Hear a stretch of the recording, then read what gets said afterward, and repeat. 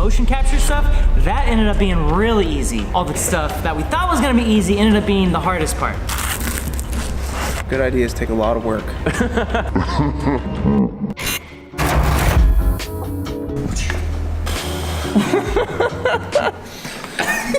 That laugh was kind of just me reflecting on.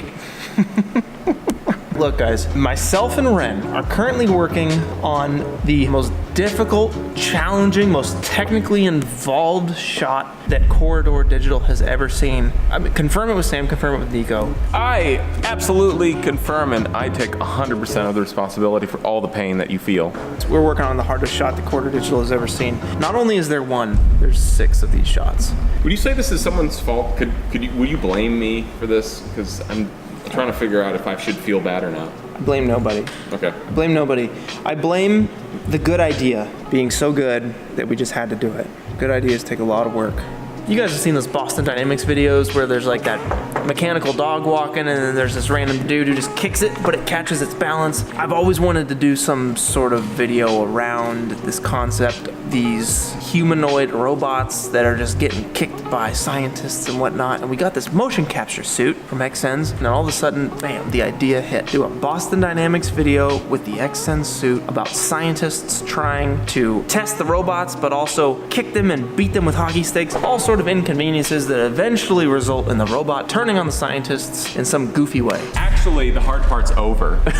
Now we're at the easy part where we're just doing a quickie old background paint out. Wrong. We're See, the motion capture stuff, that ended up being really easy. All the clean play stuff that we thought was gonna be easy ended up being the hardest part. To rewind all of this a little bit, let's explain what it is we're doing. Have you ever seen the movie Chappie by Niall Blomkamp? Pretty good movie. Niall Blomkamp? Chappie. The way they approached making that movie was basically have Charlize Carplothy. He wore the XSens suit, the exact same suit that we borrowed and made the Transformers video with. They basically just had him acting out the scene as the robot Chappie. So it's actually the real actor, Sharlto Copley, in every single shot of the movie. And then what they do is in post, they basically just erase him from the shot and composite in the motion captured robot. The advantage to doing that is it gives the other real actors in the scene someone to react off of. That gives a more honest performance from the actors, and it makes it so good.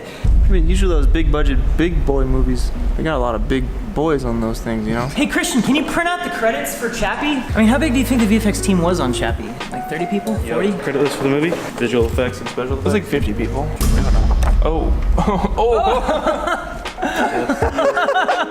It's the entire team, not including animators, but I figured this would be enough for what you guys wanted, so. Wait, not including animators? There you go. Senior prep artist, Head of technology, lead on-set data wreangler, digital compositor, research and development, visual effects artist, modeler, lighting, PD, supervisor, research and development, visual compositor, digital compositor. That's what they wanted. Okay, stop. If we can just split up these jobs between, so circle all the jobs that you think you can handle for this. I'm gonna take pages 2 through 5 here. Look, I'll go from here. We'll just draw a line through the sand. What are you doing? This is not a time to goof around, dude. Look at all this work we have. Look at all this work. All right, so why did we go through that whole little exercise other than to point out the fact that we're basically doing hundreds of people's worth of jobs between the two of us? Obviously, Chappie has hundreds of VFX shots and they just need lots of people working on it in order to do everything. In the time allotted, yes. But the other thing is that each one of those people are specialized.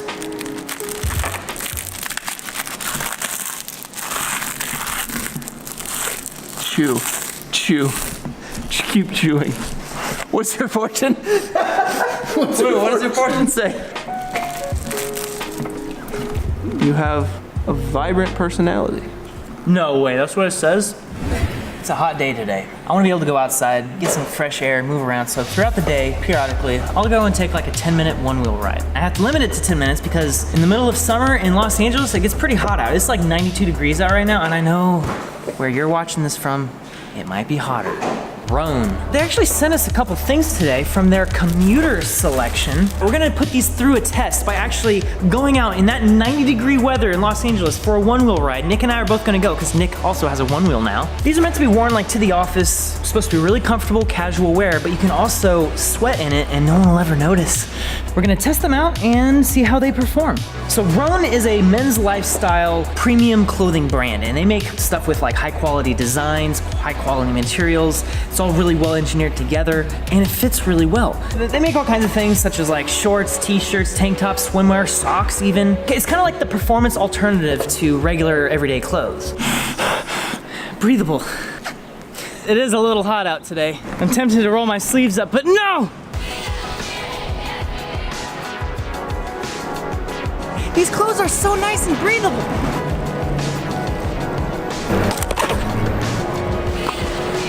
Dude, can we just take a moment to appreciate that Nick is filming on a one wheel right now? Check this out. I'm doing it!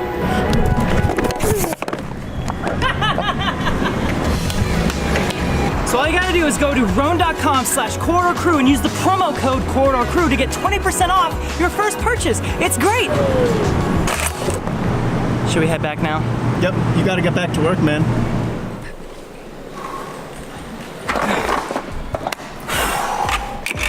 You don't even have pit stains. Where's your pits? Dude, oh my God, you're right. I'm gonna straight up say I recommend these shirts. I think they're great.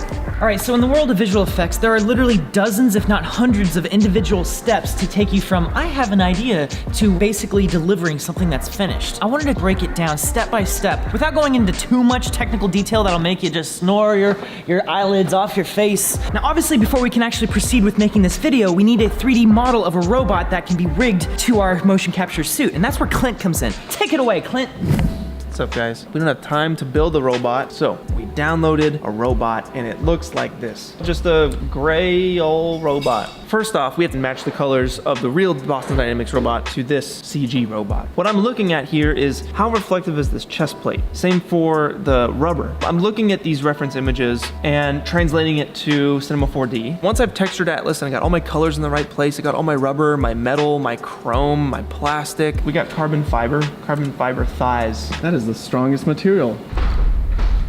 Super strong, and it is destructible. Carbon fiber is indestructible, Ren. How many times do I have to How tell you? are we going back to— Anyway, I gotta weather the robot. It looks too clean. My Wacom tablet, there's scratches all over the top of this thing, right? You can see it's weathered. It's not perfectly clean, it's not out of the box. Just like this robot. I wanna make this thing look dirty because this thing has been abused. Dirt texture on it. It's got, you can see the fingerprints here, scrapes, some scraps, all that good stuff. The last thing I need to do before I kick it back to Ren, separate all of the limbs. I have to move the anchor point of those pieces right in the center of the joint so that when the elbow bends, the elbow is bending from somewhere in here. The 3D robot will move exactly as my body moved, driven by the motion capture data.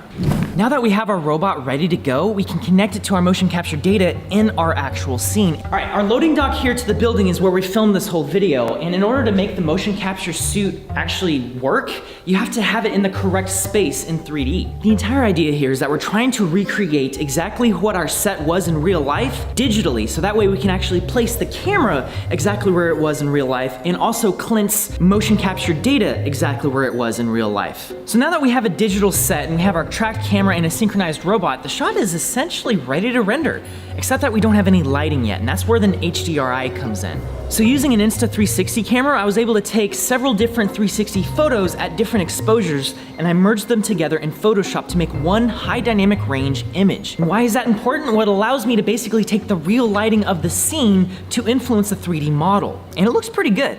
Once the lighting is set, we can now render the shot. This is where people commonly refer to render times, because this is where it starts taking a lot of time. All that 3D stuff is the fun part. Now comes the compositing, which can be considerably less fun sometimes, especially on a project like this. It's the compositing that's been taking so much of our energy. So the first step is to erase Clint from the shot. You have to create what's called a clean plate. Now, clean plates are incredibly easy to do if you don't have a moving camera. If your camera is moving around on a tripod, it's a little bit more challenging, but not super hard. It's essentially like a jigsaw puzzle of different freeze frames of different empty images. So this is what that looks like.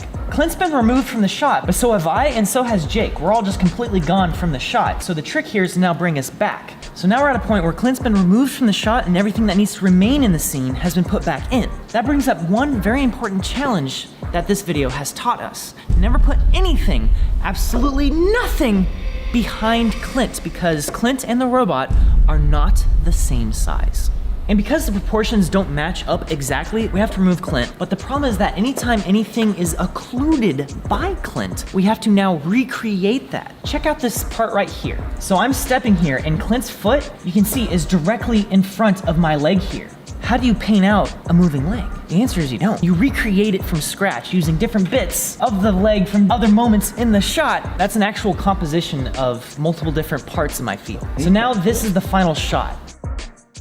That's one example of probably about a dozen different times throughout the course of this video where we had to recreate different parts that had to be erased and then brought back into the shot. Which brings me to the most intense moment of the entire video that had to be erased, which is something that we thought was an amazing idea on set that in hindsight turned out to not be the best idea. And that was having a practical light on set to recreate a muzzle flash. Now we have this light that's really cool for creating muzzle flashes on set because then you get the realistic actual lighting that you would get from a muzzle flash, just from off screen with a little flap, flap, flap, flap. He's already pointed up at the ceiling and yet there's still no light.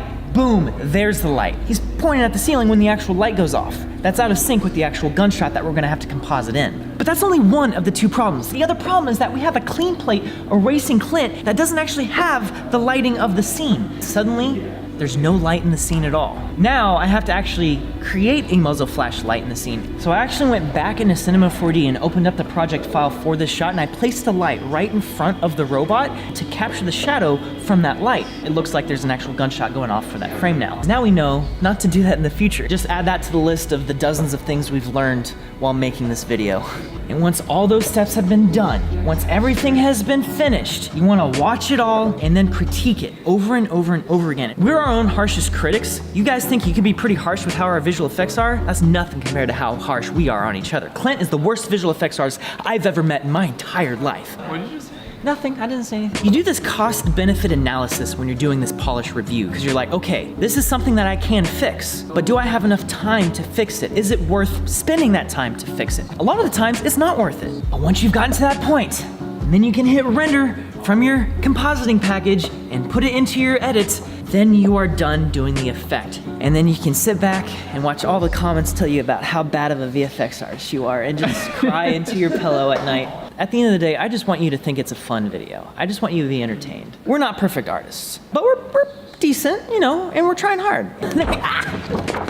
Assuming everything went right, the video is out right now, and you can actually click the link in the description. There's probably some sort of end card at the end of the video you're watching right now, and it's gonna autoplay right into that. So just stick around to the end and keep watching to watch this Boston Dynamics video that we've made.